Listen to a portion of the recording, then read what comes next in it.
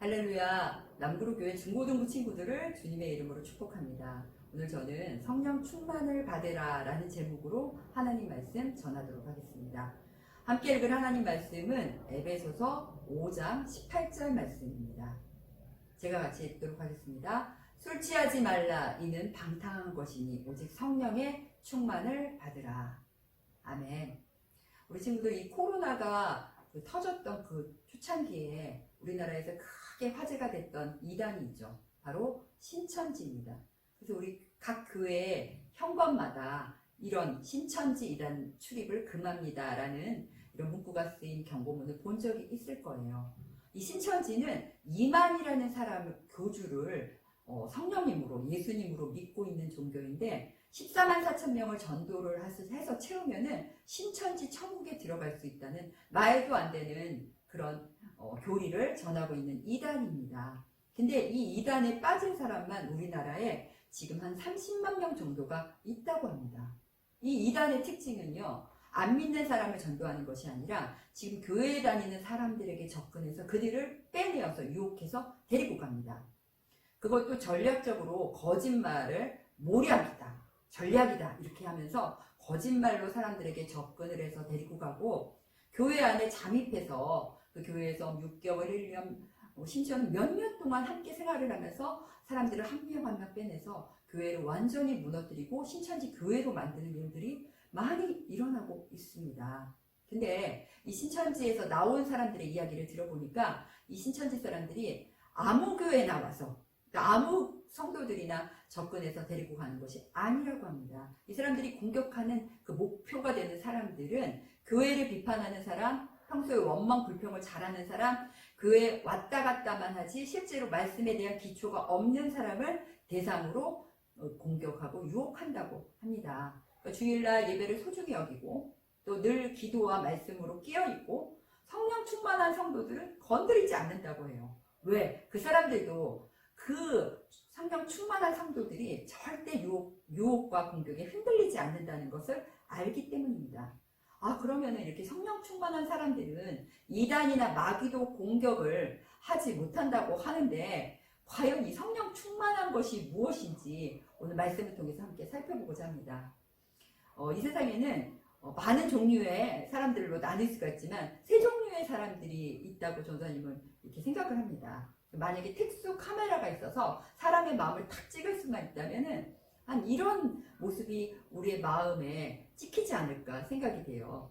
뭐냐면은 우리 영혼의 중앙에 의자가 하나가 있어요. 근데 이 의자는 우리 인생의, 내 인생의 주인이 앉는 의자입니다.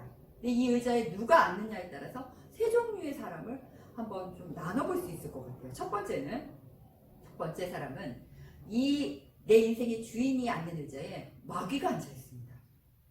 어떤 사람일까요? 이 사람은 하나님을 믿느니 내가 내 주먹을 믿겠다 하면서 하나님도 예수님도 모르고 믿지 않는 불신자를 이야기합니다. 모든 삶의 주인이 이 마귀가 내 인생의 이렇게 주인이라는 거, 자기가 인생의 주인인 것 같지만 실제로 이 인생의 주인은 마귀입니다. 이 사람은 평생에 어디에서 와서 자기가 어디로 가는지 알지 못하고 마귀에게 잡혀 있다가 결국은 비참한 지옥으로 가는. 그래서 우리가 전도해야 되는 사람들이 첫 번째 사람이라고 할 수가 있습니다. 두 번째 사람 마음을 한번 카메라로 찍어보면 이렇게 마음에 인생의 주인이 앉는 의자에 누가 앉아 있을까요? 네, 이 사람은 자기가 앉아 있습니다. 이 두 번째 사람은 사실은요, 하나님도 알고 예수님도 알고 그래서 내가 지금 죽으면 천국에 갈 수 있다는 믿음도 있는 사람이에요. 그런데 마음을 잘 들여다보면은 인생의 주인, 내 인생의 왕이 앉는 의자에 자신이 앉아있고, 그 다음에 성령님은 자기 인생의 그냥 구석에 쭈그리고 앉아있고 전혀 어떤 영향력을 행사하실 수 없도록 자기가 주인이 돼서 살아갑니다. 일주일에 한번 교회는 나오지만 나머지 6일 동안은 자기 힘으로, 자기 방법대로, 자기 뜻대로 살아가는 사람입니다. 그러다 몸이 아프고 급한 일이 생길 때는 울면서 예수님께 찾아서 기도하고 다시 나으면 또 자기 마음대로 살아가고. 그러니까 이 사람 삶 가운데는 진정으로 하나님에 대한 믿음이 없고 예배에 대한 기쁨도 없고 또 기도에도 응답이 되지 않아요. 자기 욕심대로 구하기 때문에. 그리고 마귀가 기가 막히게 알고 이 사람을 유혹하고 공격합니다. 세 번째 사람의 마음입니다. 이 사람도 그리스도인이에요. 똑같은 그리스도인, 예수님을 믿는 사람인데 인생의 주인이 앉는 의자에 누가 앉아 있습니까? 성령님이 앉아 계세요.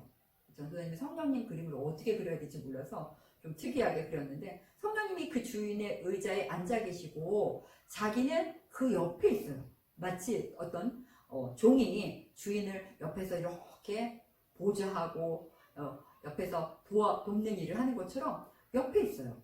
이 사람은요, 성령님이 무슨 말씀을 하시든지 간에 항상 그 말씀에 순종할 준비가 되어 있습니다.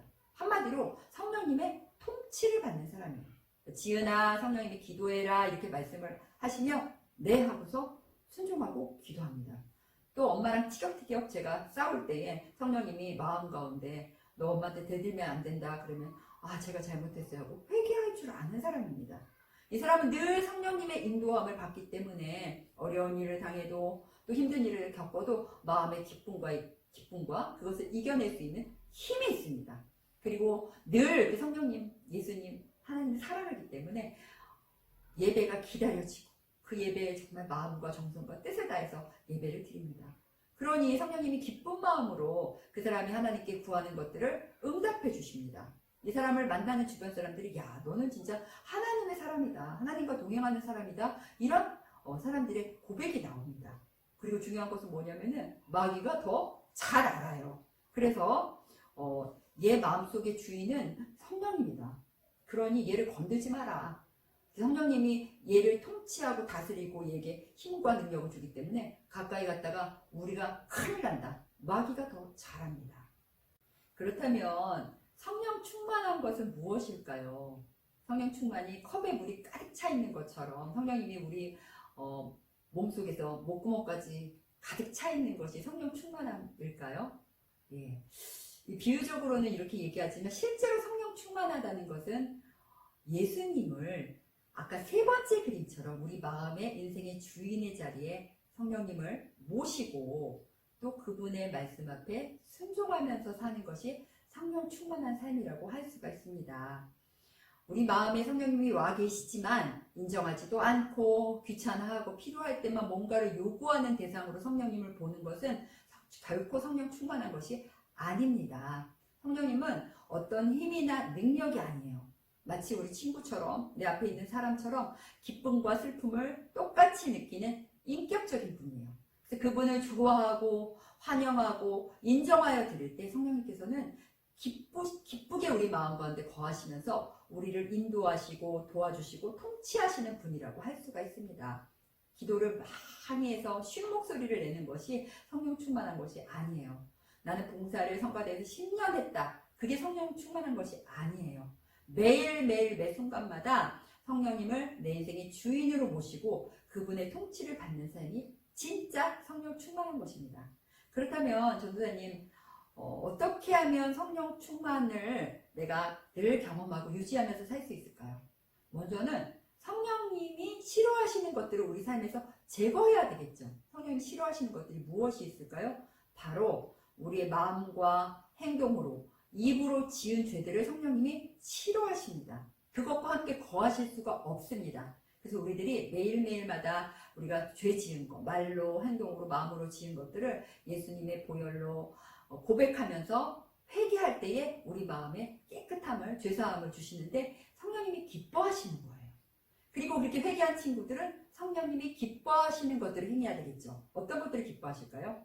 하나님께 예배드리는 것. 그렇죠. 하나님을 높여드리는 것 성령님이 기뻐하시죠. 찬양과 기도와 감사와 이런 하나님이 기뻐하시는, 성령님이 기뻐하시는 일들을 우리가 적극적으로 찾으면서 또 해야 되겠죠. 그리고 무엇보다 하나님이 우리에게 이렇게 살라라고 주신 이 성경 말씀을 매일매일 어떻게 실천하고 그 말씀 앞에 순종하는 삶을 살아갈 때 성령님이 우리 안에서 기쁘게 일하시고 또 우리를 인도하시고 통치해 주실 줄 믿습니다. 성령님이 일하시면 지혜가 부족한 친구에게 성령님께서 지혜를 주시고 건강이 약한 친구에게 치료를 주시고 또 죄를 끊지 못해 고민하는 친구에게 죄를 이길 수 있는 능력을 주시고 친구가 없는 사람에게 믿음의 좋은 친구를 붙여주시고 가정에 화목함을 주시고 물질에 어려움 당하지 않도록 재정이 필요한 것들을 공급해 주시고 우리 삶의 모든 부족한 것들을 하나하나 채우시며 이끌어 주시는 분이 성령님입니다. 우리가 그 성령님을 우리 인생의 주인으로 모시고 매 순간마다 그분의 말씀 앞에 순종하여 정말 승리하며 하나님께 영광 돌리는 우리 남부로교회 중고등부 친구들 되기를 바랍니다. 기도하겠습니다.